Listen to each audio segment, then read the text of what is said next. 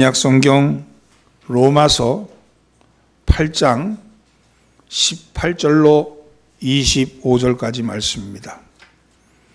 로마서 8장 18절로 25절까지 말씀 한 목소리로 봉독합니다.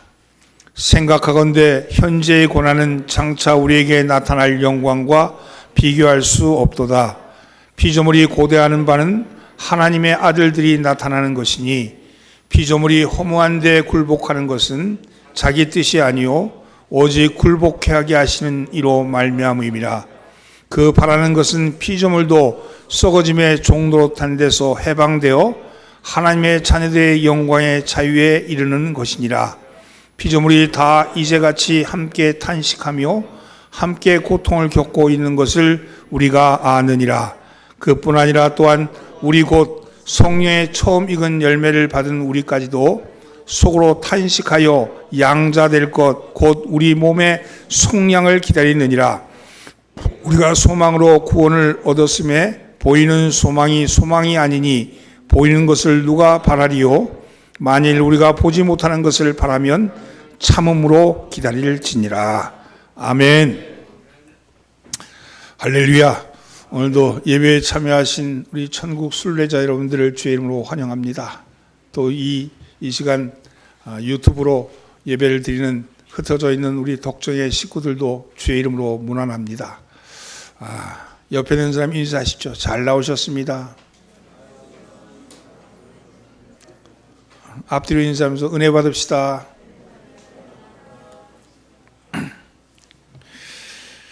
제너럴 시치라는 분이 계신데 이분은 워싱턴주에 있는 위트리스 칼리지에서 학생들에게 종교학을 가르치는 철학 교수이자 신학 교수였습니다. 그는 가족여행에서 돌아오는 길에 만취한 운전수가 중앙선을 넘어오는 바람에 교통사고가 나서 어머니와 아내 그리고 4살 난 딸을 한꺼번에 잃어버렸습니다.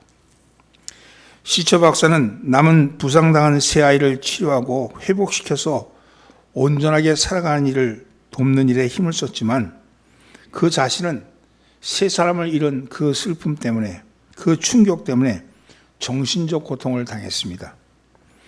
우울증의 늪에 빠져서 오래도록 허우적대야 했습니다. 그는 이 사건을 신앙적으로 소화할 수가 없었습니다. 그동안 그가 듣고 알았던 성경 지식과 신학적 지식은 아무런 도움이 되지 않았습니다. 친구나 친질이 던지는 위로의 말은 오히려 그의 상처에 소금을 치는 것 같았습니다. 내가 그토록 믿고 의지했던 하나님은, 내가 그토록 사랑했던 하나님은 그 비극의 현장에서 어디 계셨을까? 그 고통의 현장에서 어디 계셨을까? 하는 것이 그의 질문이었습니다. 이 질문은 그를 무신론의 경계선까지도 밀어가기도 했습니다.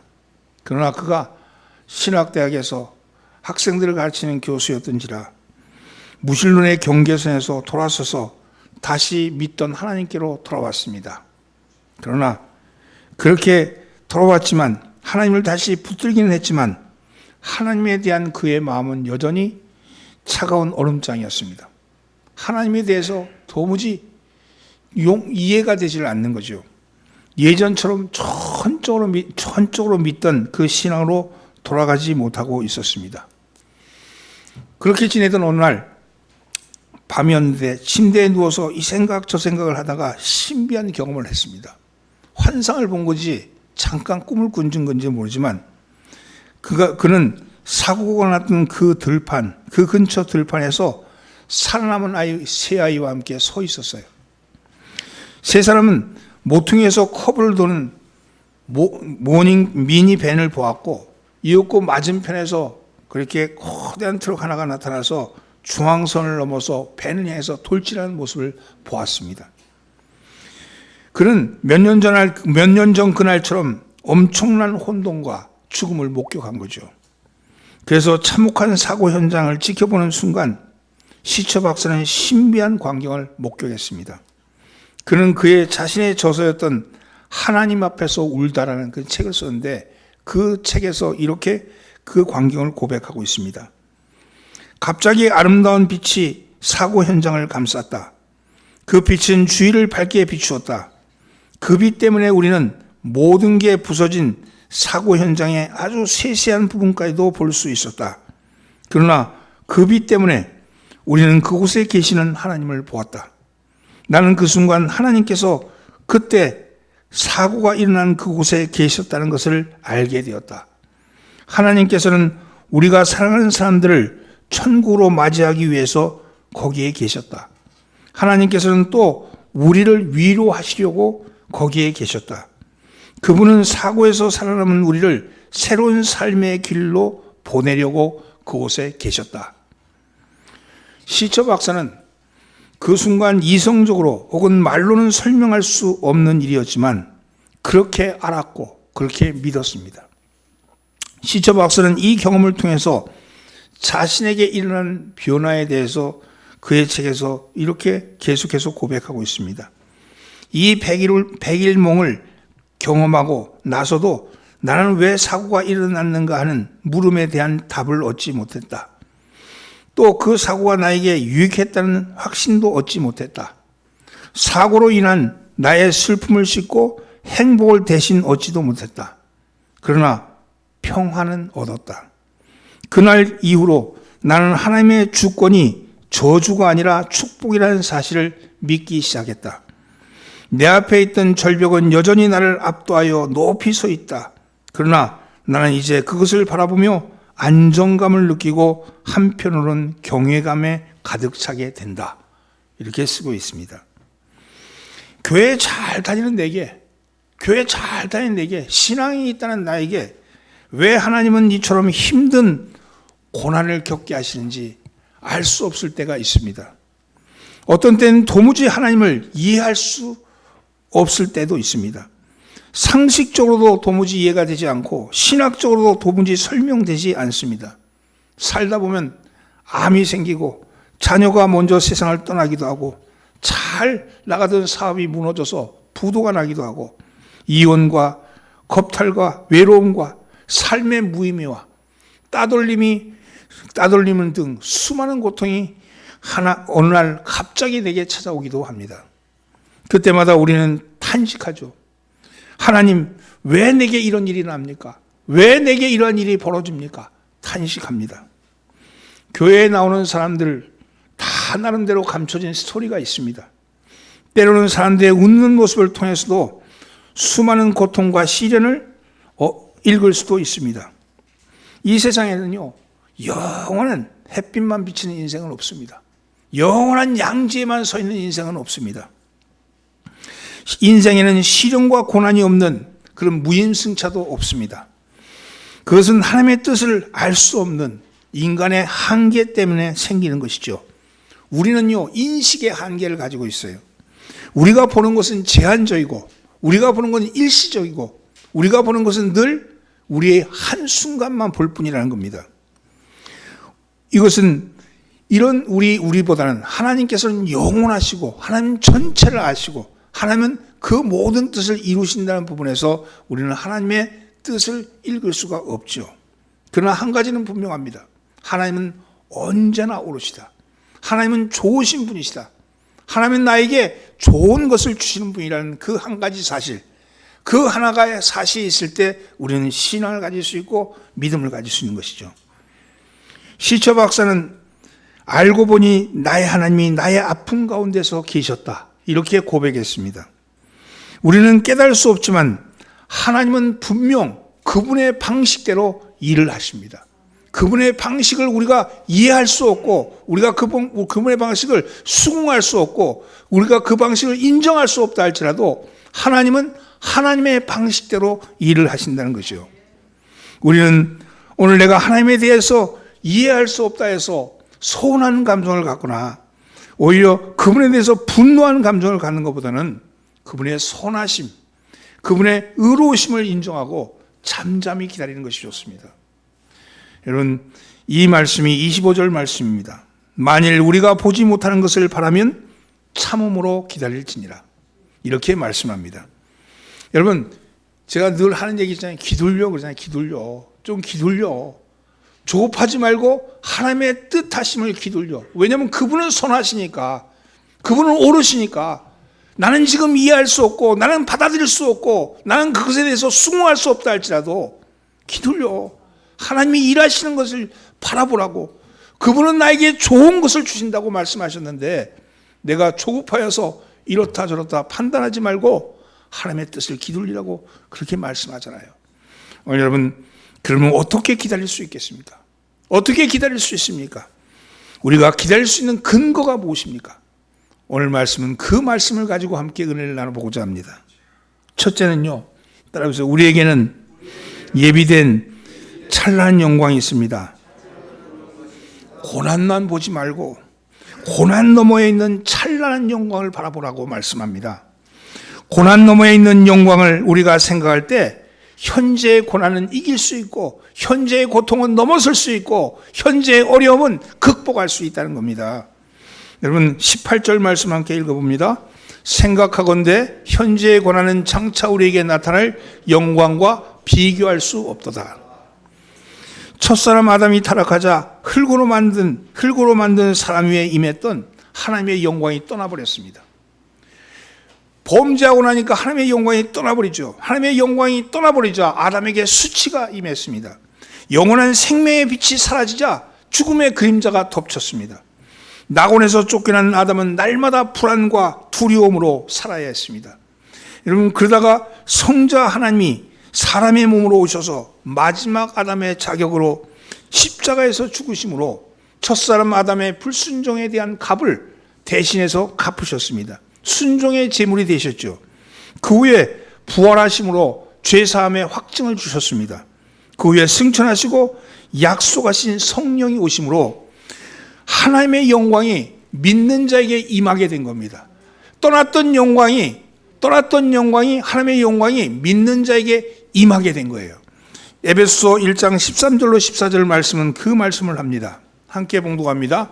그 안에서 너희도 진리의 말씀 곧 너희의 구원의 복음을 듣고 그 안에서 또한 믿어 약속의 성령으로 인치심을 받았으니 이는 우리 기업의 보증이 되사 그 얻으신 것을 속량하시고 그 영광을 찬송하게 하려 하심이라. 여기 보면 이렇게 그 안에서 너희도 진리의 말씀 곧 너희의 구원의 복음을 들었다. 누구 안에서? 예수 안에서. 그 안에서 또한 믿어 약속의 성령으로 인치심을 받았다. 우리가 성령의 인치심을 받았다 그랬죠. 이는 우리의 기업의 보증이 되자 우리가 하나님부터 받을 그 기업, 유산의 보증이 되어 주셨고, 이 유산이 뭡니까? 생명이에요.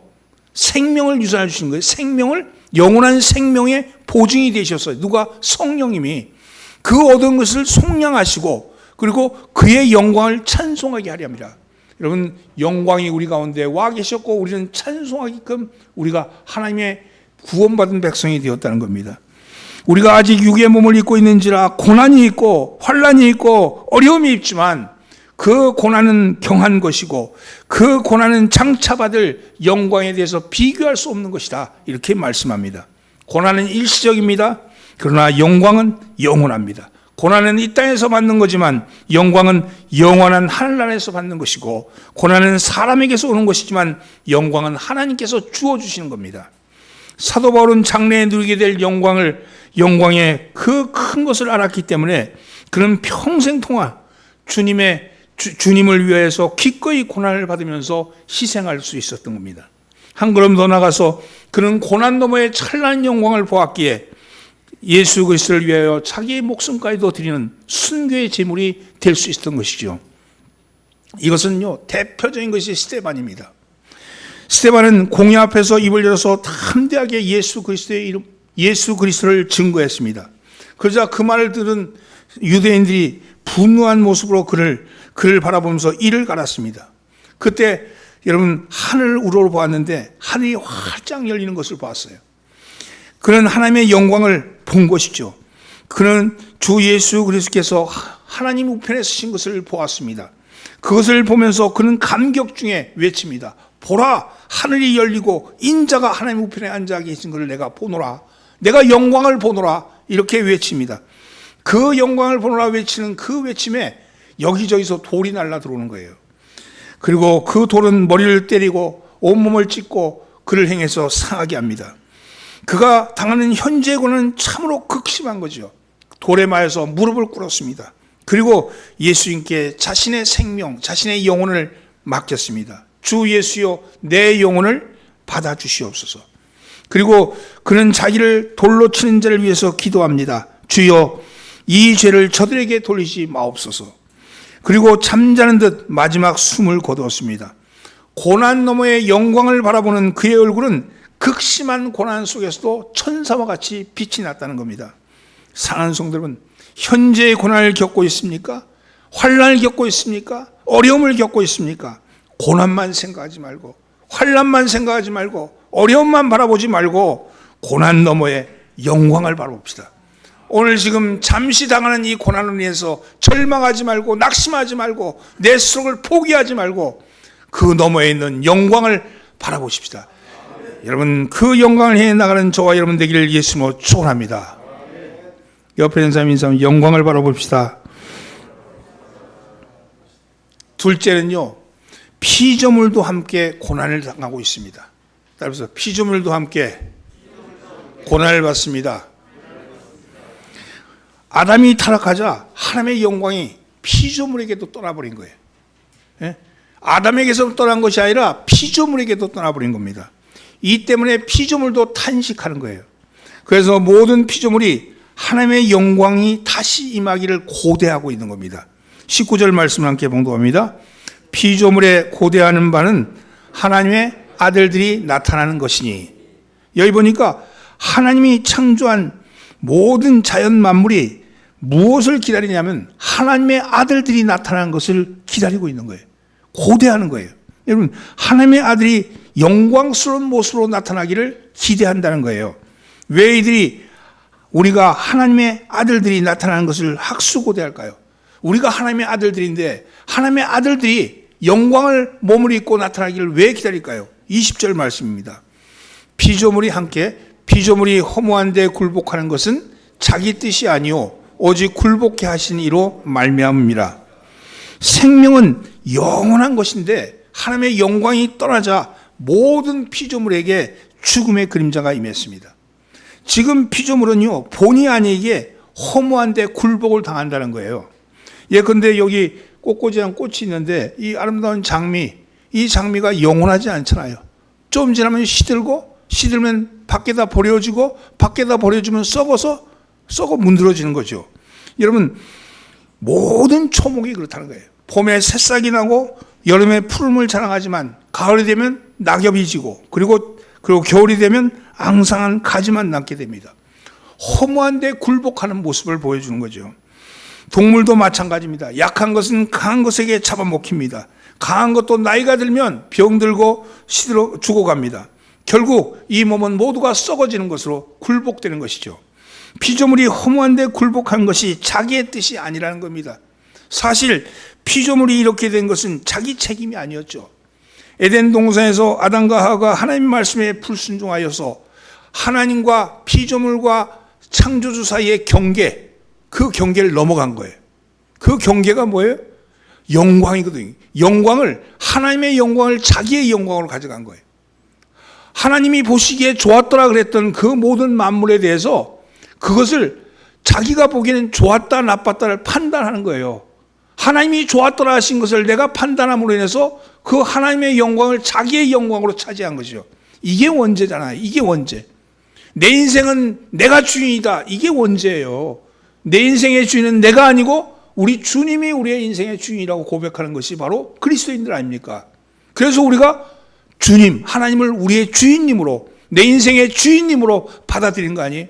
여러분, 우리는 하나님의 영광을 찬양하기 위한 존재입니다. 하나님의 영광을 드러내는 존재고 하나님이 주신 그 영광을 기뻐하며 여러분 누리는 존재거든요. 내 걸로 소유하는 존재가 아니라 누리는 존재인데 소유하는 존재가 된 거죠. 이 땅은 다 하나님의 땅인데 우리가 서로 울타리를 치고 금을 걷고 이건 내 것, 네 것, 그리고 낮은 가난한 자와 부유한 자가 나눠지고 하나님이 주신 만물을 어떤 사람은 배 터지게 먹고 어떤 사람은 배골마 죽는 그런 세상이 만들어진 거 아닙니까? 이게 누구예요? 자기가 자기 인생의 주인이라고 여겼던 그것 때문 아닙니까? 누리라고 주신 것을 소유하게 된 그것이 바로 원죄지요. 그것 때문에 땅이 저주를 받았습니다. 땅이 저주를 받아서 땅은 가시덤불과 엉겅퀴를 내게 되는 거예요. 여러분, 땅 위에 있는 모든 피조물들이 허무한데 굴복을 당하게 되고 썩어짐의 종노릇하게 된 겁니다. 모든 만물은 썩어가게 되어 있는 거죠. 하나님은 여러분 이렇게 피조물이 영원토록 허무한데 굴복하려고 그렇게 만드신 건 아니죠. 여러분, 하나님은요, 이것은 영원한 것이 아니고 임시적인 것이라고 말씀합니다. 언제 이 허무함이 끝나느냐? 21절 말씀입니다. 함께 봉독합니다. 그 바라는 것은 피조물도 썩어짐의 종노릇하는 데서 해방되어 하나님의 자녀들의 영광의 자유에 이르는 것이니라. 하나님의 자녀된 우리가 영광의 자리에 들어가는 날, 피조물들도 더 이상 허무한데 굴복하지 않고 여러분 썩어짐의 종노릇하지 않게 될 것이라고 말씀합니다. 예수님이 영광 가운데 오시는 그날, 그리고 우리가 영광스러운 모습으로 생명의 부활을 하시는 그날, 하나님의 영광, 하나님의 생명을 상속으로 받는, 영원한 생명으로 상속을 받는 그날, 옛 하늘과 옛 땅은 사라지게 될 것이고 새 하늘과 새 땅이 오게 된다고 말씀합니다. 새 하늘과 새 땅이 도래할 것이다. 지금 있는 만물들은 다 사라지게 될 것이고 새 하늘과 새 땅이 도래하게 될 것이죠. 우리가 새 몸을 입고 오는 날, 썩어질 것으로 썩었던 몸이 영원히 썩지 아니할 것으로 몸을 입고 오는 그날에 모든 만물들도 썩어짐의 종로에서 해방된다고 그렇게 말씀합니다. 여러분, 모든 피조물이 그날을 애타게 기다리고 있다는 거예요. 그날을 애타게 기다리고 있다는 겁니다. 22절 말씀입니다. 함께 봉독합니다. 피조물이 다 이제까지 함께 탄식하며 함께 고통하는 것을 우리가 아나니. 사랑하는 성도들은 모든 피조물이 함께 탄식하고 함께 고통하고 있습니다. 그야말로 피조물의 탄식의 합창이죠. 피조물이 탄식합니다. 오랫도록 참고 기다리면서 탄식해 왔습니다. 고통받아 왔습니다. 피조물은 인간의 타락 때문에 썩어짐의 종로로 타면서 허무한데 굴복하면서 엄청난 고통을 피조물들도 당하고 있었다고 말합니다. 그래서 피조물들도 주님이 다시 오는 그날, 우리가 생명을 다시 입는 그날, 우리가 부활하는 그날을 고대하면서 기다리고 있다고 얘기합니다. 모든 피조물들도 우리가 생명의 부활로 나오는 그날에, 주님이 재림하시는 그날에 모든 피조물들도 다 같이 하나님의 영광을 덧입게 될 것이라고 말씀합니다. 오늘 여러분, 하나님의 영광이 덧입게 될 만물이 그 우리와 함께 기다리고 있다는 사실을 기억하시기를 바랍니다. 세 번째는요, 우리는 성령의 열매를 받은 사람들입니다. 따라해보세요. 우리는 성령의 열매를 받은 사람입니다. 23절 말씀 함께 봉독합니다. 이뿐 아니라 또한 우리 곧 성령의 처음 익은 열매를 받은 우리까지도 속으로 탄식하여 양자될 것 곧 우리 몸의 속량을 기다리느니라. 피조물만 탄식하며 고통받는 것이 아니죠. 하나님의 자녀인 우리도 역시 그날을 바라보며 애타게 탄식하고 있습니다. 사도 바울은 여기서 하나님의 자녀된 우리를 곧 성령의 처음 익은 열매를 받은 우리라고 말씀합니다. 여러분, 우리에게 성령 하나님, 성부 하나님, 성령 하나님이 우리에게 임하시는 순간 성령 하나님, 본체적 영광이신 그분의 씨가, 그분의 성품이, 그분의 신성이 우리 가운데 씨로 들어오는 거예요. 그리고 그것이 예수 그리스도를 본받아서 살아가면서 그 성령의 열매로 맺어지는 거예요. 여러분, 성령의 열매는 성부 하나님의 신성입니다. 그것이 성령의 열매가 그냥 열매잖아요. 씨는 뭐냐? 성부 하나님의 절대적인 거예요. 예를 들면 여러분, 사랑과 희락과 온유, 화평 이런 것은 절대적 사랑, 절대적 온유, 이것이 우리의 그 신성, 절대적인 것이 그것이 우리 속에 열매로 맺어지는 거예요. 그 우리 성품으로 드러나는 거거든요. 그는 신성의 신성, 하나님 그 근본은 신성이죠. 그래서 본체적 영광, 발산적 영광, 효과적 영광이라고 그렇게 얘기했잖아요. 이런 것들이 영광이 그 모습으로 드러나는 거죠. 여러분, 성령의 열매는 영광의 실체입니다. 여러분, 그래서 성령의 열매로 표현되는 이 하나님의 신성이 우리의 몸에서 삼위일체 하나님의 신성이 우리 속에서 드러나게 된다는 거예요. 성령이 임한 우리는, 그래서 처음으로 우리가 그것을 받은 우리는 다 성령의 열매를 가지고 있는 사람들이란 거예요. 예컨대 8장 2절을 보면 성령께서 우리를 죄와 사망의 법에서 해방시켜 주셨다 이렇게 말씀합니다. 13절에서는 성령이 우리의 몸의 행실을 죽여주신다고 말씀합니다.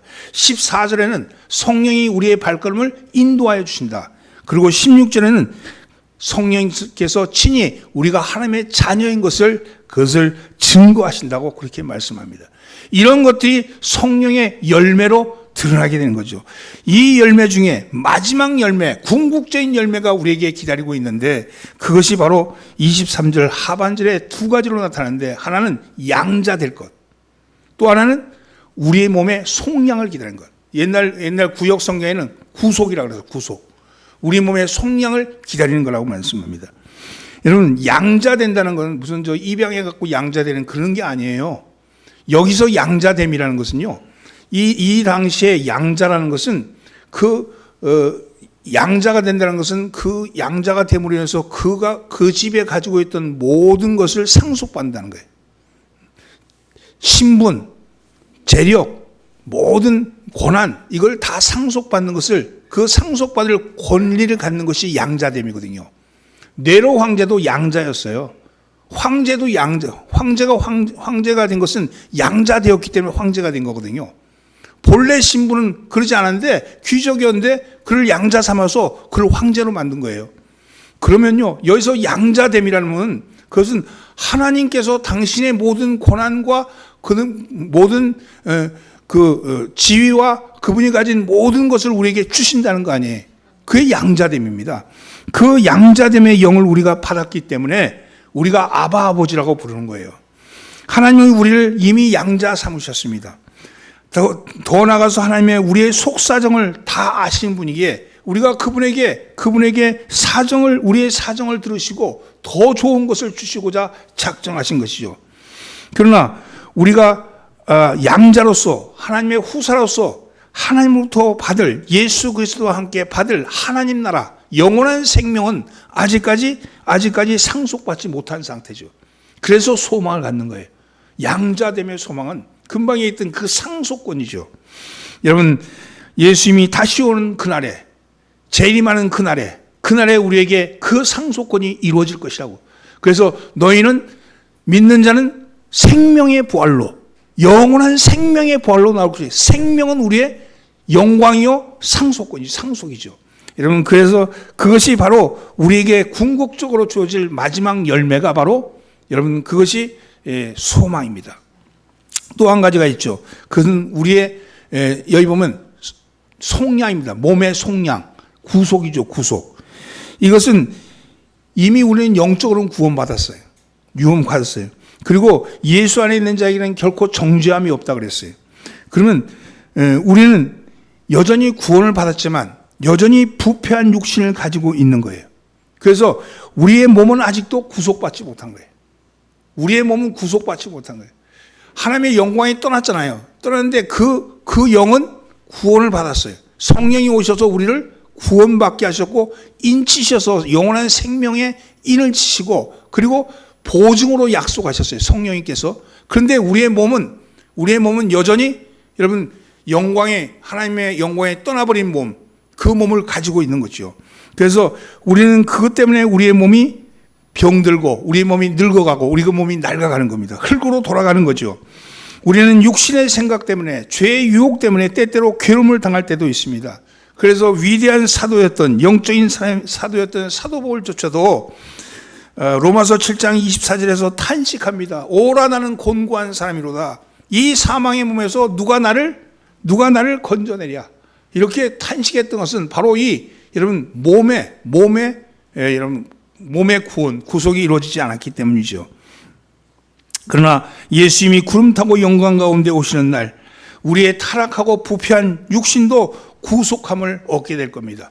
그날이 되면 우리는 새 몸을 입게 될 것이라고 말합니다. 변화가 될 것입니다. 썩어질 몸이 썩지 않을 영광스러운 몸으로 바뀌게 될 겁니다. 육신의 몸이 신령한 몸으로 변화되게 될 겁니다. 그러나 그것은 아직까지 이루어진 것은 아니지요. 이것은 여전히 우리의 소망으로 남아 있습니다. 바로 성령님께서 우리에게 궁극적으로 마지막 주실 열매가 남아 있는 겁니다.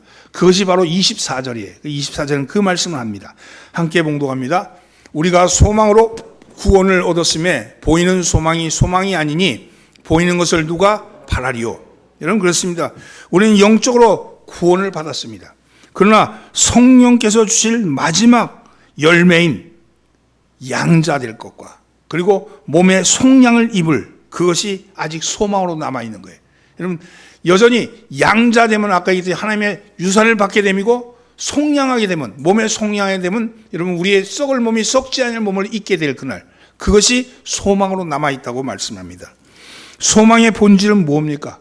소망은요 현재적인 것이 아니고 미래적인 거죠. 여러분 소망은요 눈에 보이는 것이 아니고 여러분 눈에 보이지 않는 것이죠. 보이지 않는 미래입니다. 현재가 소망이 아니고 미래가 소망이죠. 예를 들어보면요 고시 공부하는 사람이 있어요. 고시에 합격하기를 소망합니다. 나는 고시에 합격하기를 소망해. 근데 고시를 쳤어. 고시에 합격했어. 그러면 그의 소망하는 건 고시에 합격하는 건 소망이 아니야. 이미 이루어진 일이잖아요. 여러분 그래서 이미 합격했다면 바랄 것이 없는 것이죠. 소망은요 미래적인 겁니다. 여러분 그래서 소망은 미래적인 것이며 눈에 보이지 않는 것이기에 눈에 보이지 않는 것을 바라는 것이요 보이지 않는 것을 바라는 것이 소망이다. 25절 말씀입니다. 함께 봉독합니다. 만일 우리가 보지 못하는 것을 바라면 참음으로 기다릴지니라. 여러분 보지 못하는 것을 바란다는 게 소망이 있다면 너에게 소망, 양자됨의 소망과 몸에 속량을 입을 소망이 너에게 있다면 너희는 보이지 않잖아요. 여러분 참음으로 기다려라. 기둘려 이렇게 말씀합니다. 우리는 보이지 않는 미래적인 것, 곧 우리에게 나타날 영광을 바라보고 있습니다. 양자될 것과 몸의 속량함을 소망으로 기다리고 있습니다. 그런데 그것이 우리의 소망은 그저 막연한 기대가 아닙니다. 왜 그렇습니까? 하나님의 약속이 있기 때문입니다. 우리가 하나님의 약속이 있기 때문에 그 약속은 결코 변함이 없는 약속이며 하나님은 신실하시고 하나님은 거짓말을 하지 않는 분이기에 약속은 반드시 이루어집니다. 그 약속이 있기에 우리는 소망이 있는 것이죠. 그 약속의 근거에서 우리는 장래에 나타날 영광을 바라보고 있습니다. 그렇다면 우리가 이 땅에 살아가면서 잠시 잠깐 당하는 고난을 어떠한 자세로 맞이해야 할 것입니까? 기둘려요. 참고 기둘려요. 여러분 참고 기다리셔야 합니다. 현재의 고난은 참고 장래의 영광을 믿음으로 기다리는 겁니다. 우리가 그날이 되면 우리 안에 있던 피조물들이 모든 피조물들이 새 옷을 입게 새 하늘과 새 땅이 임하게 될 것이고 새 하늘과 새 땅이 임하면 모든 피조물도 여러분 영광을 덧입게 될 것이며 그 영광을 덧입과 동시에 우리 역시도 썩지 아니할 하나님의 영광을 입게 될 겁니다. 이것이 우리가 바라보고 있는 미래요. 우리가 바라보고 있는 소망 아니겠습니까? 사랑하는 성도 여러분, 고난 너머의 영광을 바라보시기 바랍니다. 지금 있는 것에 연연하면서 애타하지 말고 이것보다 더 너머에 있는 것을 바라볼 수 있는 그런 믿음을 가지고 신앙생활에 청진한 여러분 되기를 주의 이름으로 축원합니다. 여러분 성령이 여러분과 함께합니다. 성령이 여러분을 이끌어 가십니다. 성령의 열매가 여러분에게 맺혀 있습니다. 마지막 우리의 열매 여러분 곧 양자됨과 몸의 속량함을 기다리면서 이 시기를 넘어가기를 바랍니다. 지금이 대림절 기간이잖아요. 이 대림절이라는 것은 여러분 초림하신 주님을 기다리는 것도 의미가 있지만 그보다는 더 재림하실 주님을 기대하며 기다리는 기간입니다. 여러분 우리가 주님이 언제 오실지 알 수 없지만 도적같이 오신다 그랬으니 내일 새벽에도 올 수 있는 거죠. 여러분 그분의 오심을 기다리며 우리의 몸의 속량 우리가 병들고 여러분 낡고 병들고 늙어가는 이 몸을 우리가 주님이 오시면 우리의 몸이 변화해서 부활의 동산에서 주님의 몸이 변화된 것 같이 우리 또한 변화되어서 세상을 향해서 새롭게 나타날 그날을 기다리면서 우리는 신앙생활에 정진하는 것 아니겠습니까? 이 한 주간 여러분의 신앙을 믿음으로 세워서 주님의 오심을 기다리며 여러분 하루하루 참고 기다리시는 여러분 되기를 예수님으로 축원합니다. 옆에 있는 사람 인사하면 기둘려 기도합니다. 참 좋으신 하나님 아버지, 예비된 찬란한 영광을 바라보며 오늘 내가 당하는 일에 원망하지 아니하며 하나님이 좋은 것을 주실 줄 믿고 이기게 하옵소서. 생명의 영광이 떠난 피조물도 신음하며 하나님이 다시 오심을 기다리는 것 같이 구원의 보증을 받은 저희들도 주님의 다시 오심을 기다리게 하옵소서. 성령님을 의지하여 살면서 사랑과 희락과 화평과 오래 참음과 자비와 양성과 충성과 온유와 절제 성령의 열매를 맺는 생활을 하게 하시고 양자의 영과 몸의 속량을 누리며 살게 하여 주옵소서. 만물의 치료자가 되시는 아버지 하나님, 사람으로 태어났으니 짐승처럼 살지 않게 하시고 오직 하나님의 형상을 닮은 온전한 자로 살아가게 하옵소서. 질병으로 무너진 몸과 마음이 말씀으로 치유되기를 원합니다. 이 시간 주님의 능력 있는 약속에 의지하여 기도하오니 병 많은 예수 이름으로 물러갈지어다. 암세포와 각종 질병을 일으키는 바이러스와 염증은 예수의 이름으로 무너질지어다. 골다공증과 상한 위와 간이 온전해질지어다. 당뇨와 고혈압은 치유될지어다.